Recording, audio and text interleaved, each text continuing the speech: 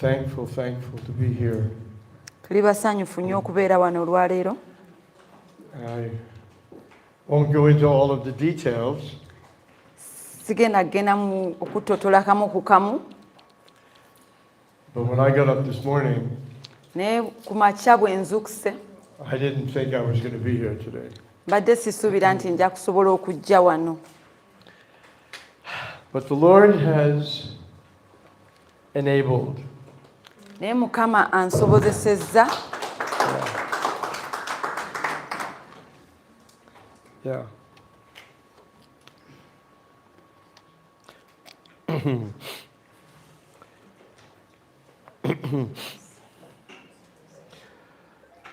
I'm going to share something that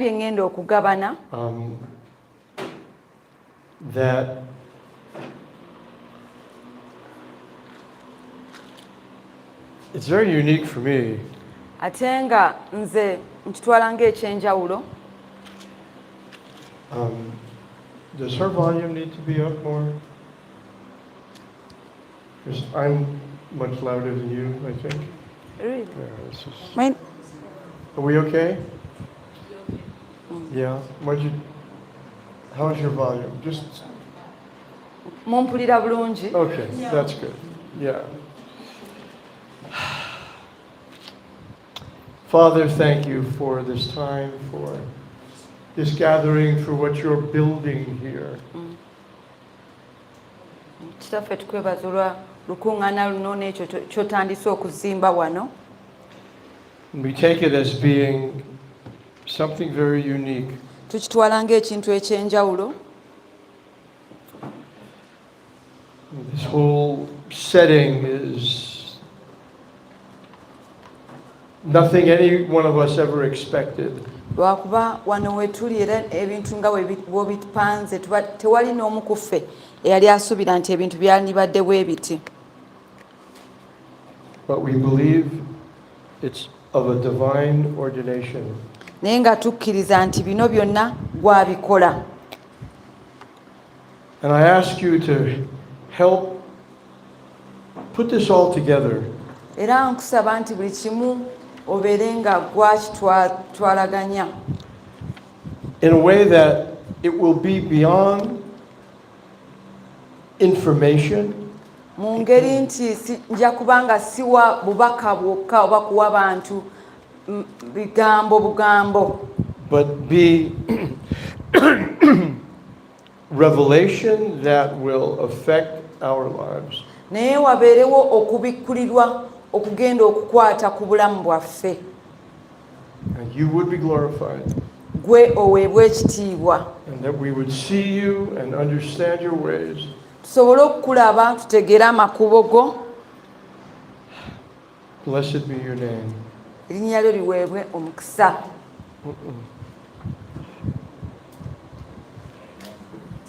So yesterday, olunaku lwa jjo abaabaddewo we looked at Israel coming out of the promised land, out of bondage into the promised land. Twalabye Israel ng'eva mu nsi ey'obusibe ng'eyingira mu nsi ey'obusuubize.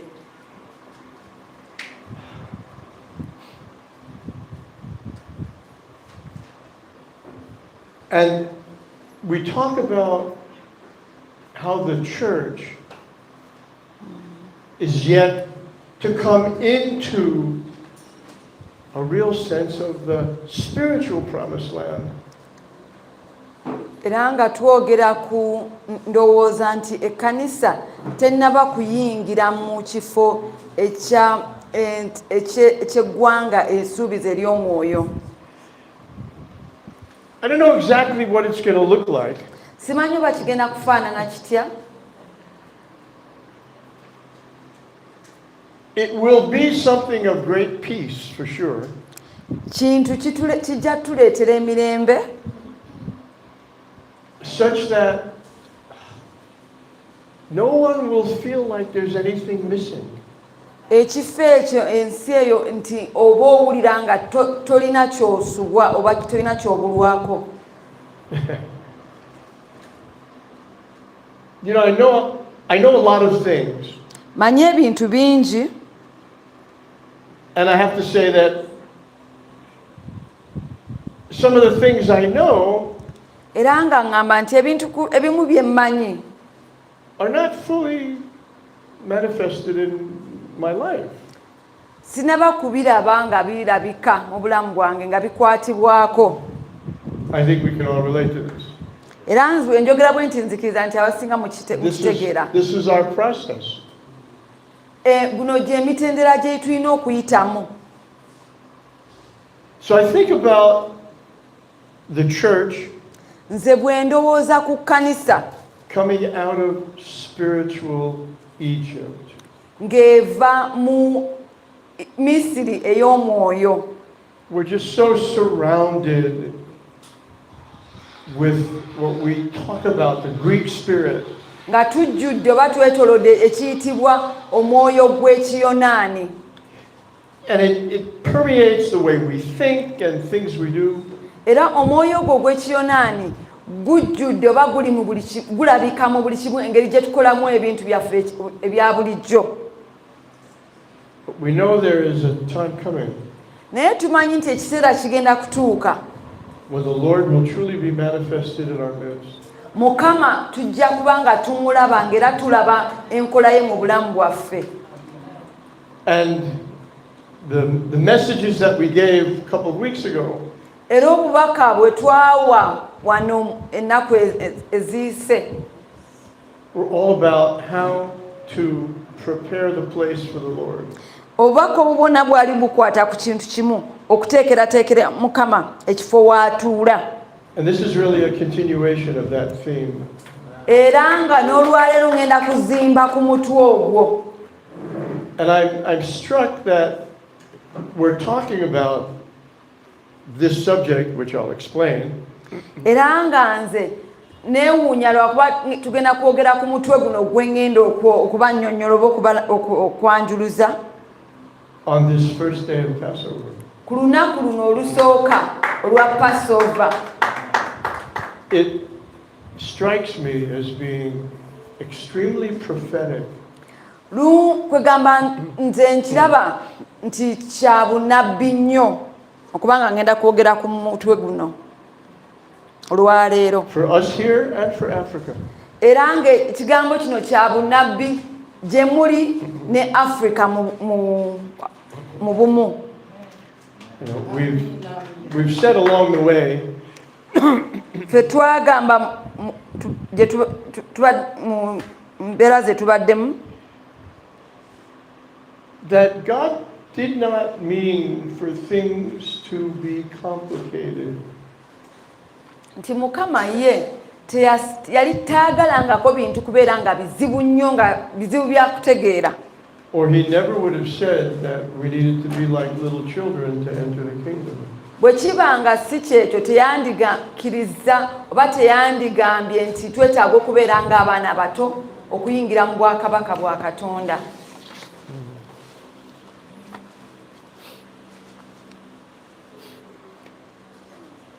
When we think about the stages of our growth, Bwe tulowooza ku mitendera gye tuyitamu okukula physically speaking, mu buliwo oba mu bulamu buno obw'okukula obwa bulijjo obw'okulya emmere, it's a pretty simple picture. ekifaananyi kyo kyangu. There's essentially 3 stages. Waliwo tuyita mu mitendera gya mirundi esatu. Our childhood, Tuba nga tukyali bato, our teenage years, ne tuyingira mu myaka egy'okuvubuka and adulthood. n'emyaka egy'okuba ng'okuze egy'obukulu.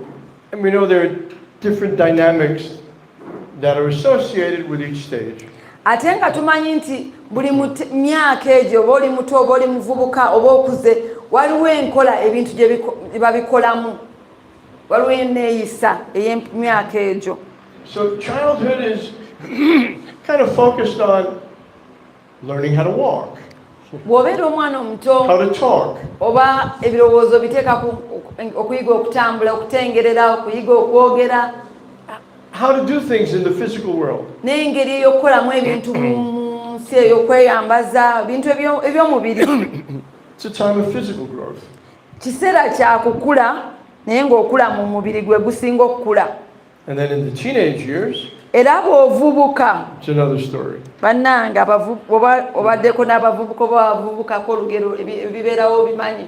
With all the hormones that are assaulting our bodies, No kwegamba obulamu bwo buba bukyukakyuka buli kiseera it's like, obusimu nga the most bukyuka. important thing to anyone It's in those years Ekintu bw'obeera omuvubuka ekintu ekisinga okubeera ekikulu gy'oli has to do with how we're related to and accepted by our peers.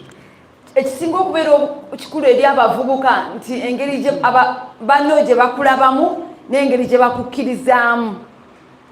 I guess we could say it's a time when things of the soul are center stage. Nze ngamba nti nkiseera ekyo ebintu eby'omubiri eby'emmeeme ebisinga okubeera ebikulu. Adulthood, Bw'okula it's about finding our identity, our calling, our purpose. kiba omuntu bw'akula kati ekisinga okumukulira kutegeera lwaki ndi mulamu, kiki kyendi, okuyitibwa kwange kyeki, ebyo ebisinga okulaba nga bikutwala obwongo. We asked our when he was about 7 years old. Muzzukulu waffe yali aweze myaka ndowooza nga 7 ne tumubuuza ekibuuzo. Something about like what he thought he wanted to do Ne tumubuuza nti with his life. gwe obulamu bwe oyagala kubeera ki oba bw'okula oyagala kubeera ki, kukola ki? And he said, I don't need to think about that stuff. I'm only a kid. Yatugamba nti nze bannange temummenya nkyali muto, lwaki mutandika okumbuuza ku bikwata ku bukulu. He's right now an officer in the Israeli army. Ennaku zino we twogerera y'omu ku abo abalwana mu magye ga Israel.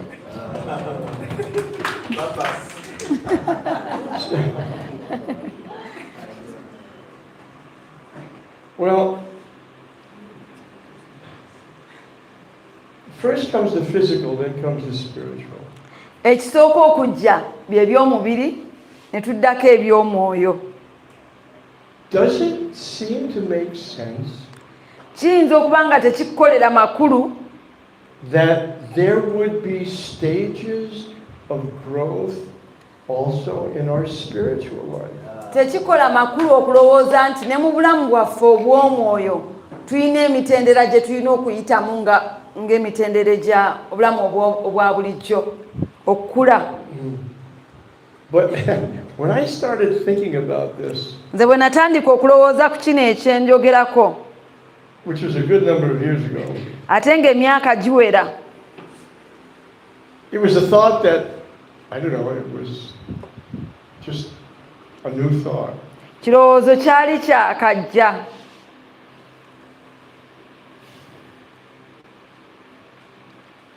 The title of this whole group of thoughts Omutwe ogw'ebirowoozo bino byonna bw'obigatta awamu is God's building plan. nti Mukama enteekateeka ze ez'okuzimba, engeri gy'azimbamu. We're going to unfold it's not a mystery, Tugenda kuzibukula ekyama, but it's something that's kind of just sitting right there that we never really looked at. ekintu ekibadde awo bulijjo naye nga tukyetegerezangako. And I think you'll relate to this as true revelation. Ate nga mazima nzikiriza bwe munaawuliriza mujja kutegeera nti kuno kubikkulirwa. That will be so useful to each one of us in our lives. Ate nga kuno okubikkulirwa kujja kuba kwa mugaso eri buli kinoomu ku ffe. Amen. Wandyekubiddeko mu ngalo.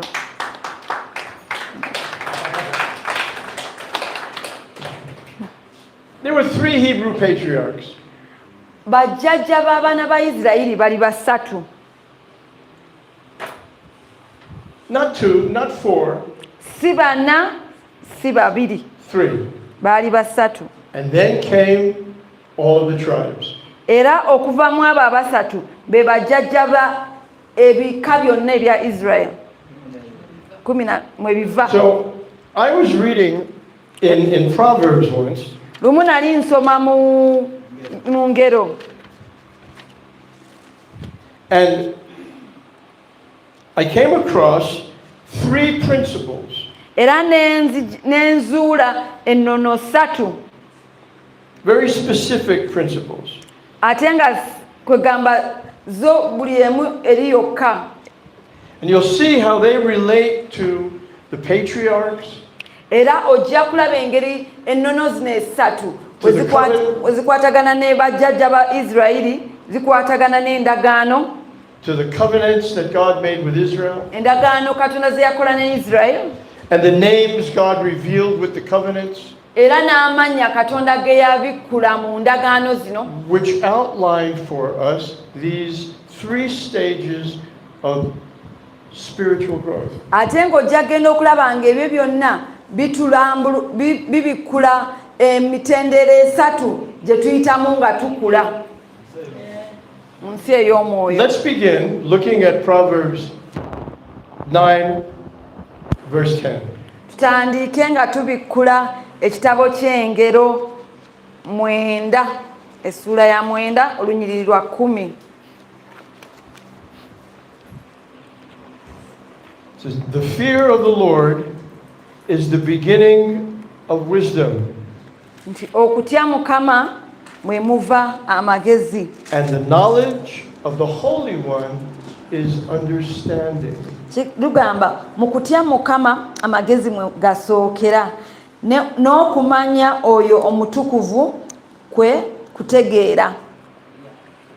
Now look at Proverbs 3, Tugende tulabe Engero 3, 19 and 20. olunyiriri lwa 19 n'abiri. "The Lord by wisdom founded the earth, Mukama yassaawo emisingi gy'ensi n'amagezi, and by understanding he established the heavens, yanyweza eggulu n'okutegeera, and by his knowledge the depths were broken up and clouds dropped down to dew. ennyanja yayabika n'okumanya, eggulu ne litonnya omusulo." Go to Proverbs 24, Genda mu ekitabo ky'Engero verses 3 and 4. 24, Proverbs 24, Engero 24, verses 3 and 4. olunyiriri olwokusatu n'olwokuna.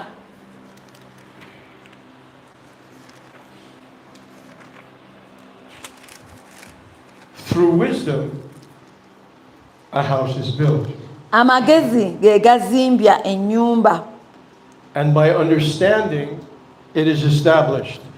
n'okutegeera kwe kuginyweza, By knowledge n'okumanya the rooms are filled with all precious and pleasant riches. kwe kujjuza ebisenge obugagga bwonna obw'omuwendo omungi era obusanyusa.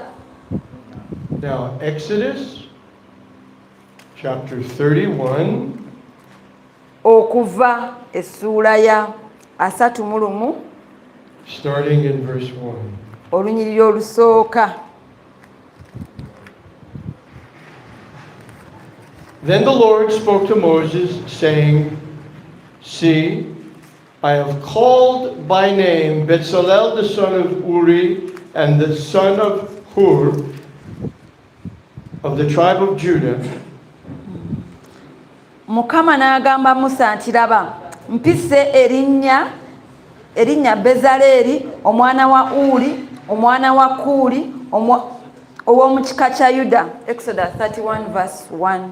and I have filled him Era with the Spirit of God, mujjulizza omwoyo gwa Katonda in wisdom, mu magezi understanding, ne mu kutegeera in knowledge, ne mu and kumanya in all manner of workmanship, ne mu buli ngeri ya kukola, to design artistic works, to work in gold and silver and bronze, okulowooza emirimu egy'amagezi, okukola ne zaabu ne ffeeza n'ekikomo, This is the chief craftsman for building the tabernacle of Moses in the wilderness.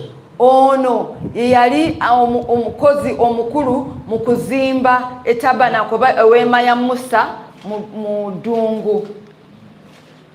Now, did you notice? Bannange muwulire bulungi kino mwali bulijjo mukimanyi. In every one of those verses. Mu buli kyawandiikibwa ekyo bikyenkuwadde. Proverbs 9. Proverbs 3. Engero 9, engero 3. Proverbs 24. Engero 24. And then Exodus 31. N'ekitabo Okuva 31. We see three principles. Tulaba ennono za mirundi 3. In the same order. Naye ng'ate bannange bwe weetegereza zonna zivaayo mu ngeri y'emu, mu mitendera gye gimu, bazisengese mu ngeri y'emu. Now,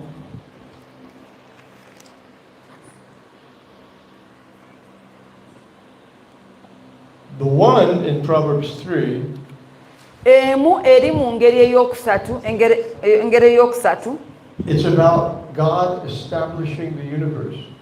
Ekwata ku Mukama ng'ateekawo ensi yonna. In Proverbs 24, it's about God establishing a house. Mu engero 24 olunyiriri olwokusatu lukwata ku Mukama okweteekerawo ennyumba. Which I think we could also say it's about a life, because we are to be the dwelling place of God. Era nga nzikiriza nti kino kikwatagana ku bulamu bw'omuntu lwakuba twayitibwa okubeera Mukama w'atuula. And in the third one, Era ekyokusatu it's about establishing His tabernacle. tulaba kino nga kyogera ku kuzimba weema ya Mukama we yatuulanga. The universe, Ensi, an individual life, obulamu bw'omuntu, and His very dwelling place. ne Mukama w'atuula. Now, Era that's pretty much everything. ekyo kwegamba kye kyonna mu byonna. These three principles Ennono zino 3 are used by God